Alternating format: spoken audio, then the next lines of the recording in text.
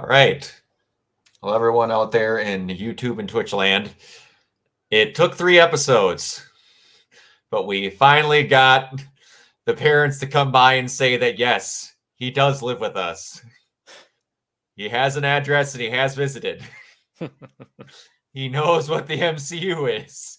Not by much, but he knows. Go ahead with the synopsis, Mike. Okay. First of all, for those who don't know, we are talking about the city of Madripoor, which they briefly referenced in this episode.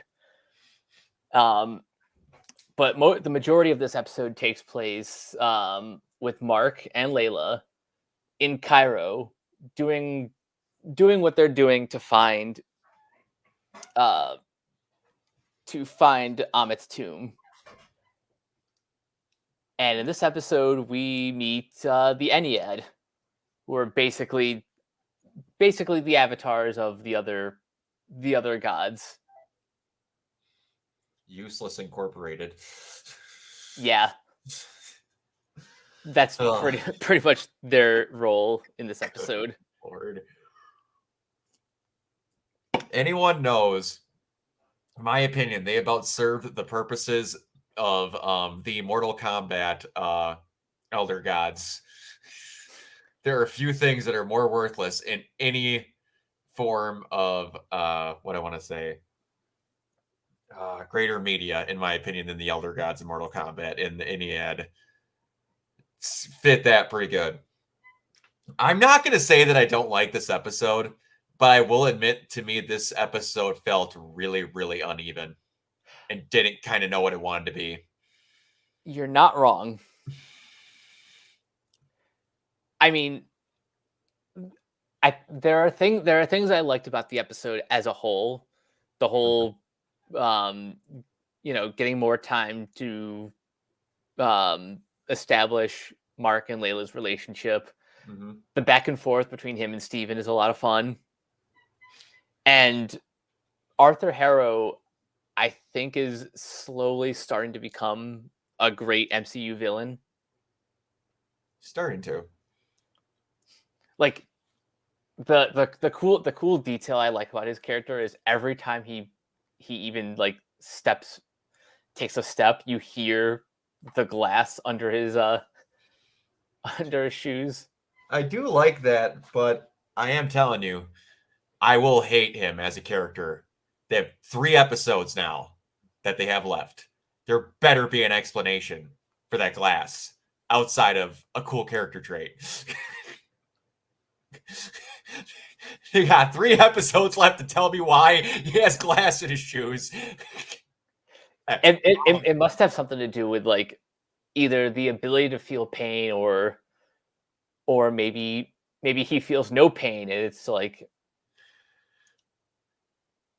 maybe, I don't know. It's just, they got to give me something. That's all I'm asking. But yeah. Anyway, so we had a little bit of a early scene where they show Layla with was that her mom? I think so. Or just some sort of relative, maybe an aunt, something like that, where they are talking about that. I guess she deals in the black market quite a bit, or has been, at least recently. Yeah, and that was about it. It's basically what we got that. But one thing we did get, and they went out of their way to mention it, but also not mention it, that someone was beating the shit out of random thugs in Egypt, and it wasn't Steven or Mark. Maybe it is that third. It very well could be if it's not those two. Yeah, because they didn't just mention it once as an off joke. They mentioned it 2 or 3 times that Steve was like, I didn't do that to those people. What are you talking about? The Mark's like, I would have murdered them, but I didn't.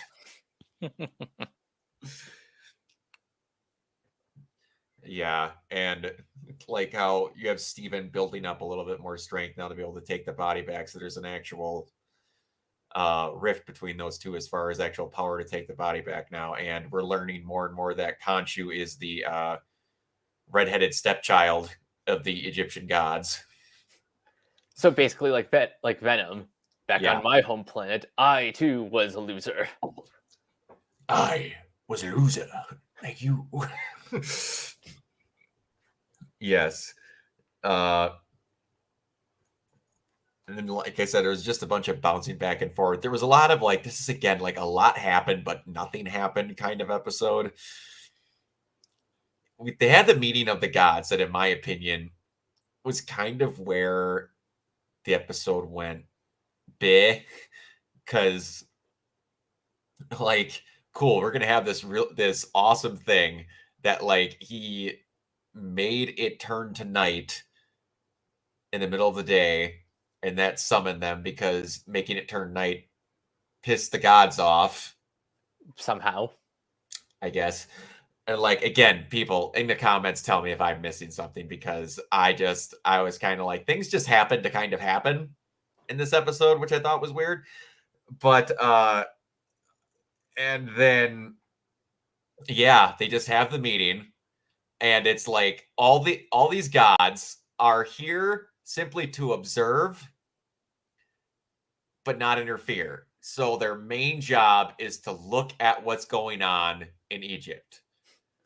So Khonshu brings up that Harrow is trying to bring back Ammit. None of them notice this when they're the ones in Egypt that are supposed to be paying attention. And then Harrow goes, "No, good sirs. Khonshu is manipulating him, and if you could talk to him himself, you'd find out that I'm innocent. Why don't we speak to Mark himself? Huh? How about that? Cool. We want to speak to Mark, please." Khonshu was completely honest. I am of my own accord, and Harrow is actually doing that. You see, he's confused. What? It all accomplishes nothing. What? They just went, if he could do this thing, I would be wrong. Oh, he did that thing. As you can see, I am still not wrong.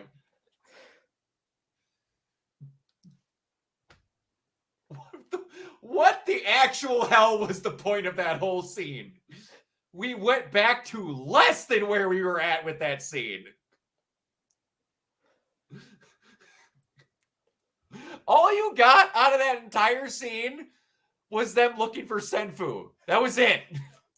You know what that scene was? It's the meme of Patrick and what's the guy's name, like Man Ray. It's like shoot. I know what you're talking about. Yeah, it's the scene with the wallet. The wallet. Is this exact proof that Ammit is doing this? Yes. So if I open this and it said that you're observing this and it is Ammit, yes? All right. Did Ammit do this? No. Or I mean, did Harrow do this? No. Guys, you went out of your way to say that the four of you, these omnipresent beings, have your avatars here to specifically look after this. Y'all are blind as bats. Seriously. Ah.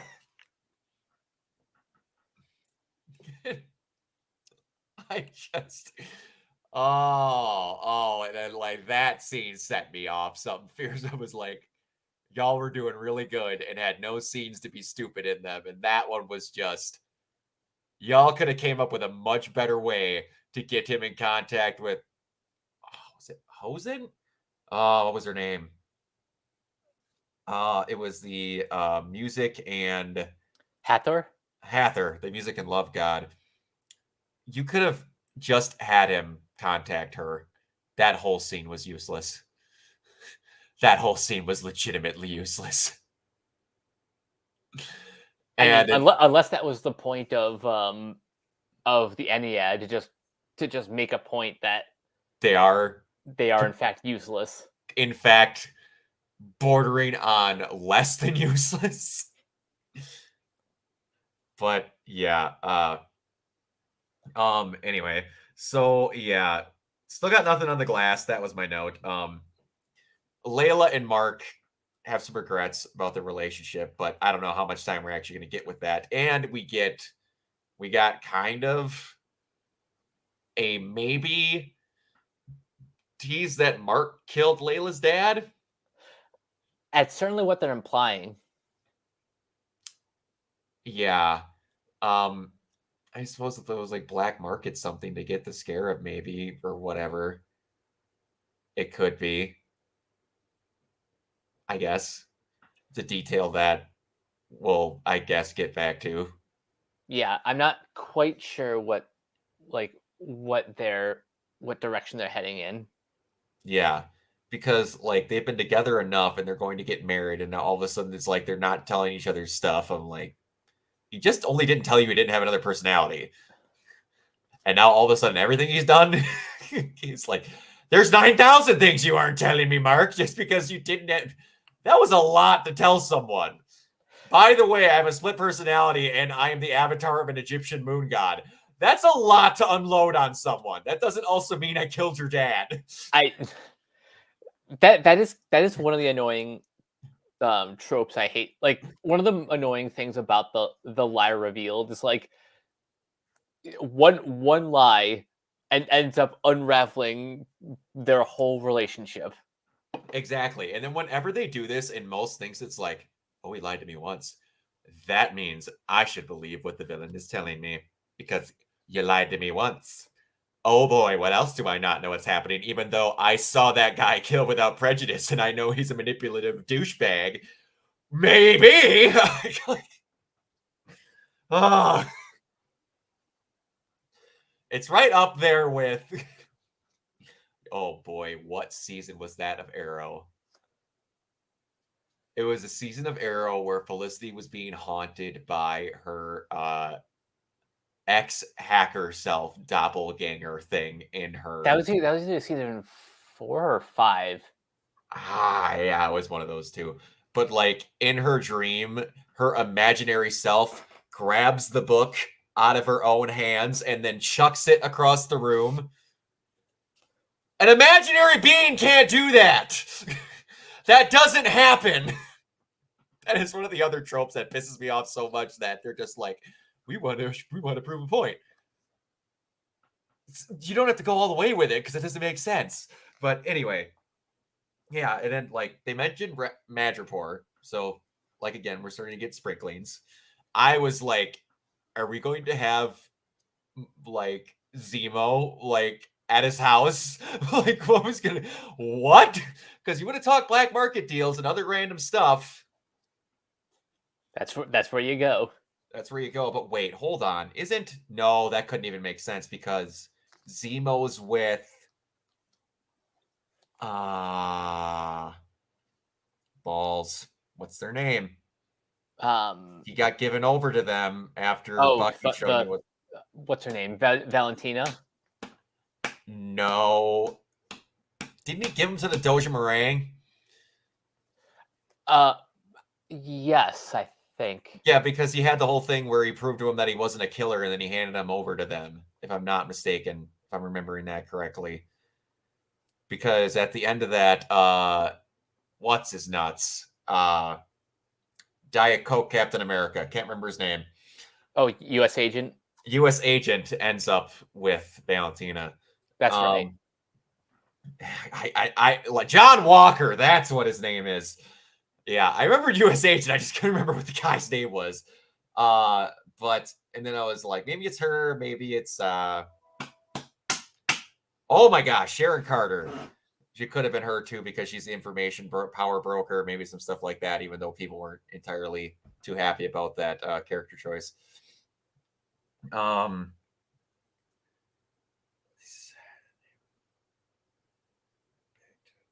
Oh yeah, I did get a kick, I will admit, out of halfway through that fight. Steven gets his ass whipped for about 2 seconds. It's like, wait, I screwed up bad. I don't know how to fight. You take the body back. After he stabbed like 7 times with poles. I'm just happy we get to see the Mr. Knight suit again. It's so weird. It looks like it's made from scraps because, like, somehow the Moon Knight costume, which is made of nothing but random wraps, looks better put together than the random off bridled incision whatever that the Mr. Knight the Mr. Knight uniform is made of. I'm then just like, if they actually show Jacob Lockley in this next episode, which is like we're halfway through and they're kind of introducing another personality. I didn't think they were going to touch that. If we see like another version of Moon Knight, which I don't know if there is another one. Because again, I'm not looking this stuff up because I don't want to know. But, oh, speaking of other tropes that I hate. Oh boy. Hey, Marvel. Never take his mask off again to have Oscar Isaac talk. That is unnecessary. And that is Spider-Man 3 horse shit. I don't need to see his face. I don't. You have a really cool looking mask for a reason. You can convey emotion through your voice. Keep the damn mask on. And he's already done voiceover before, so like he shouldn't have a problem with that. Exactly. And oh, he's upset, so he's screaming. Cool. I can imagine that he's making a snarly face. I know Oscar Isaac's a good actor. I can just imagine that he's doing well. Keep the mask on. Yeah. Just saying. But yeah, and then we get I was confused. Tell me why Mark is attempting to put together this star map thing on the hood of the car under like a spotlight, like a random like hooked together light that they have. And they're like, we need to give Steven, we need to give it to Steven, we need to give it to Steven. He's like, no. Conchu's like, he won't give you the body back. And then he's like, no, wait, I got this covered. So he then walks away 20 feet to where it's impossible to see. And you have no clean surface to apply the tape with. And then he gives it to Steven and Steven is just able to do it with yeah, in a much worse working environment when all you did was give Steven a handicap and a roll of tape. Why did you move over there? What was accomplished? I don't get a lot of directing choices in this episode if y'all can't notice.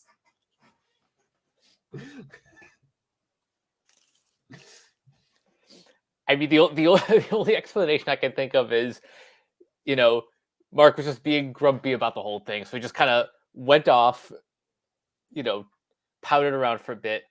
But then he could have just gone back onto the car and be like, oh yeah, so this is what we did. Exactly. Like, think about it. Okay. And then while the pieces are still sitting on the hood, we'll have him walk back as Steven. Like they had a chat. They walked off, had a chat. You didn't hear it, but you could tell they were arguing. And then they go back and he's just like, hello, love. And he just does the thing. You didn't have to have him doing freaking paper mache in the middle of the sand with no light. It's the no light part that bothers me more. Yeah. And okay, so then they have this star. Okay, I get it. It's a star map. I get it. It's very on point. And then he knows he's going to get in prison from doing this. It's like, so to try and find Senfu's tomb, he turned back the sky so that they could see what it was like the night that Senfu was whatever that they recorded it. Is it just the act of making the sky look old that did it? Because in my opinion, I'm just a lowly 31-year-old white boy. What do I know? This entire time we've been having Conchu take multiple hosts, beat the ever-living shit out of and kill random people, all for the search of Amit, who Ennead proved to not give a shit less about. Almost give less than shits. And they have him call this meeting. They don't get mad at him. Whatever. And then they do this thing, and it's like, by the way, No, sorry, you're permanently grounded. No more playtime for you.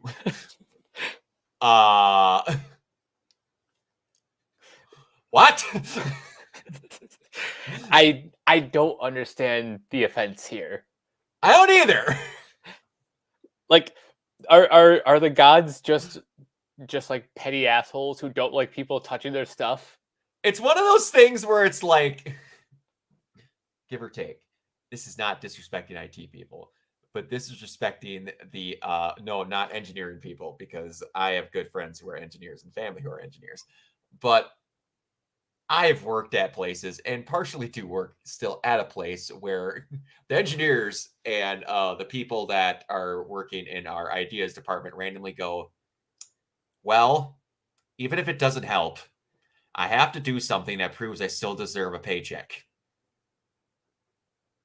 Guys, Conchu did a thing again. I think we should ground him. Why? Because we haven't done a thing in a long time. And we should let him know that we're still important. So we're going to, like, imprison him for life because he turned the sky back. Even though it didn't affect the world whatsoever, outside of making people probably think they were hallucinating. And now we have Senfu's location. With that being said, the actual sequence was pretty cool. Oh, the sequence was awesome. It was great. And, like, they showed the actual bonding moment between him and Steven, and he's like, come and get me. So I assume the next episode is going to be them getting Senfu plus getting him back. So there's going to have to be a scene where even more useless Ennead gods are somehow infiltrated by either Mark or Steven, and they just take back Khonshu.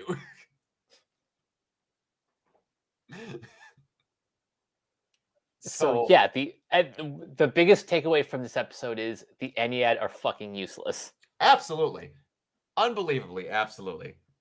And then the other takeaway we get also is that, by the way, not only do we not care to watch you do all of this shit where you were out in broad daylight with giant groups of people committing murder in Amit's name, looking for Amit's tomb, showing cult-like presentations for how much you have a giant hard-on that you could see from space for Amit.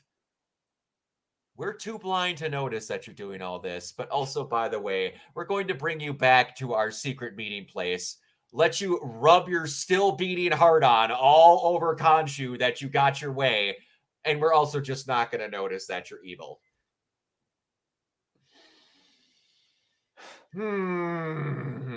This is like in the top selection for most useless set of supposed to be protective deities I've seen in anything in my entire life. Right up with there with like the Guardians of the Universe from Green Lantern to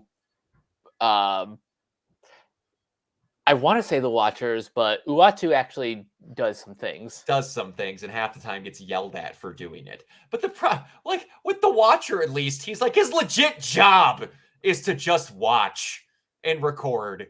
They can do things, but you denied humanity. No.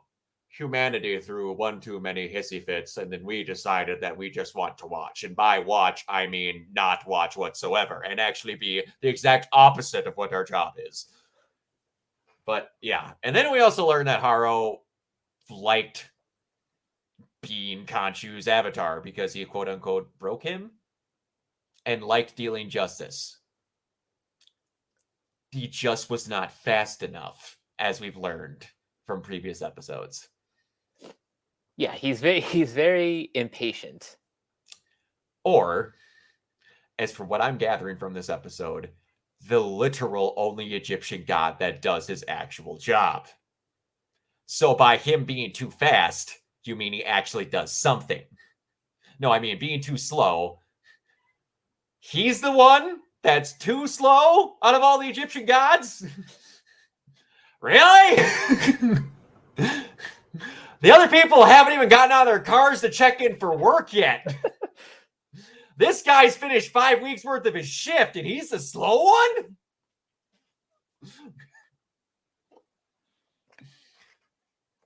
It's like, man, all the other like Marvel shows up to this point have all been great for all their things, if not just dipped slightly. This one for me really had no idea what it wanted to be.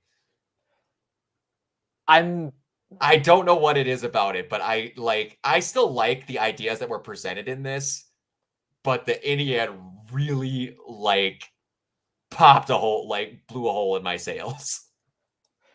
I'm not ready to give up on this yet because from what I've heard, episode 4 is like the hype.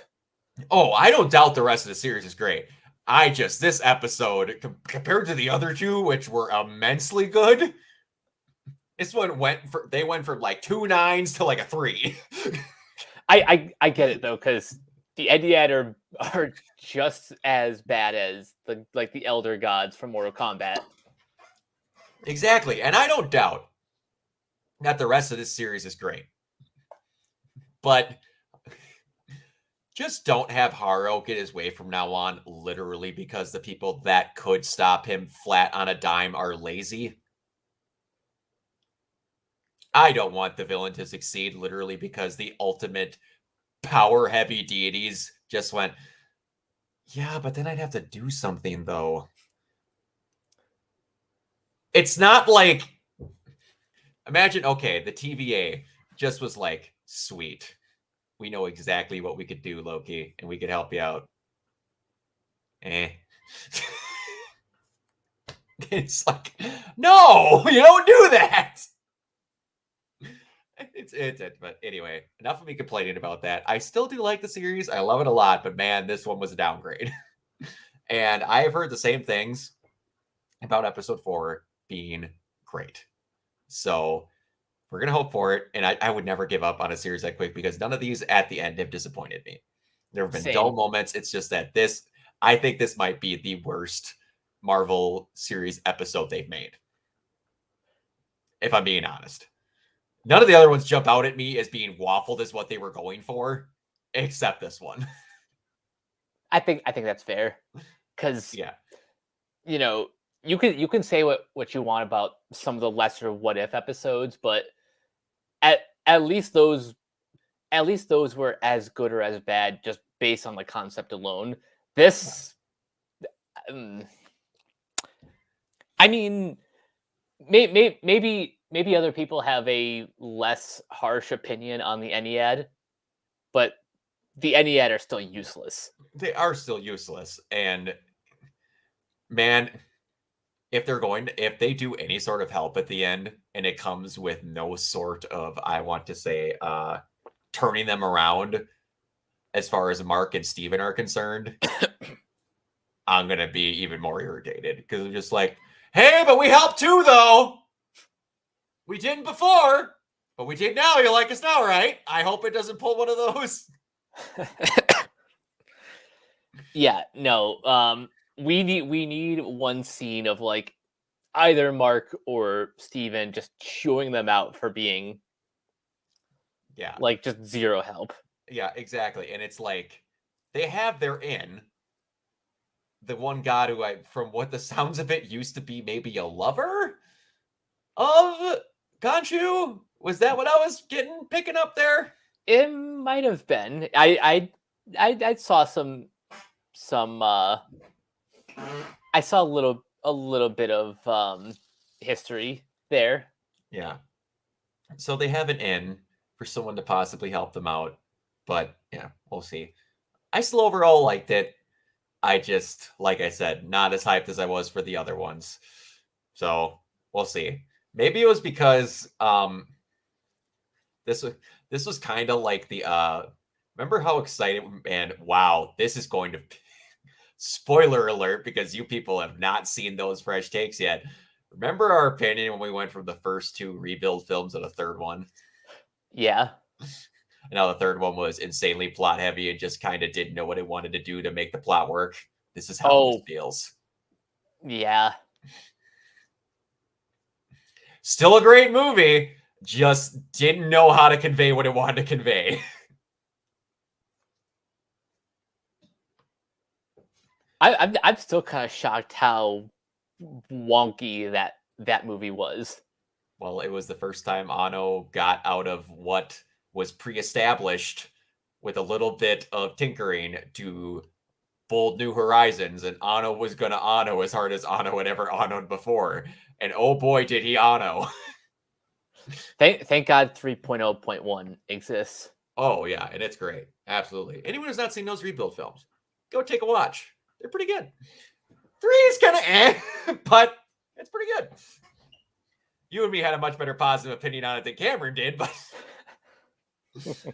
yeah. But yeah, I have no idea what they're going to do in the next one outside of look for Senfu and possibly rescue Khonshu. You know what they actually possibly could do? They, while looking for Senfu, and you're going to have to remind, what is her name again? Layla? Nope, the god. Oh, I'm terrible with names, people. I apologize. Hathor. Hathor, maybe she's the one that helps out Khonshu, and they have like kind of a split thing there. Like they split the episode up between those two things going on, which I could see. She's kind of just maybe she's just going along with all of this to do what they got to do. We'll see. Maybe. I don't know. You got any predictions on what's going to happen, or? I mean, not really, other than a kind of sort of rescue mission. Yeah. But I definitely think we're going to see more of Hathor. No, I believe so too. They went out of her way to give her a defined character and like a name, and like they give or take, they gave everyone else, but outside of like the main leader, they really didn't give anyone that much screen time or lines even. Yeah. No, there's a reason why she got like the most attention. Yeah, absolutely. But yeah, that's really all I got to say on it. Moon Knight, explain the damn glass in his shoes. And do not do any stupid more crap with the Ennead anymore. If it's going to be with the Ennead, make it good. That was not a good start. All right. On that note, we're going to head on out of here. Mike, where can they find you? You guys can find me on Twitter at Captain K42. You can check out my quick thoughts on letterboxd.com/CoachK42. And you can find me in all the Facebook groups just at my name. You can check out Renegade Pop Culture on Facebook and Twitter at Ren Pop Culture. You can also find us on Podchaser and the Banana Meter. Listen to all of our podcasts on Anchor, Spotify, Apple Podcasts, etc. And last but not least, everything can be found at renegadepopculture.com. Need an escape? So do we. Absolutely. And you can find me everywhere at Organoid Zero. And I have to redo the audio switch delay on my Twitch because now I realized thought I had fixed it. Apparently I didn't. So that's why I stopped streaming again for a little bit, because I have to get that fixed, because oh boy, that delay is atrocious and I don't want anyone to have to watch that. Streaming through an Elgato is something else. Once I finally get a good PC, I'm going to actually get a capture card inside the PC, because dealing with that delay sucks. But anyway, yeah, we will see you guys next time. Bye.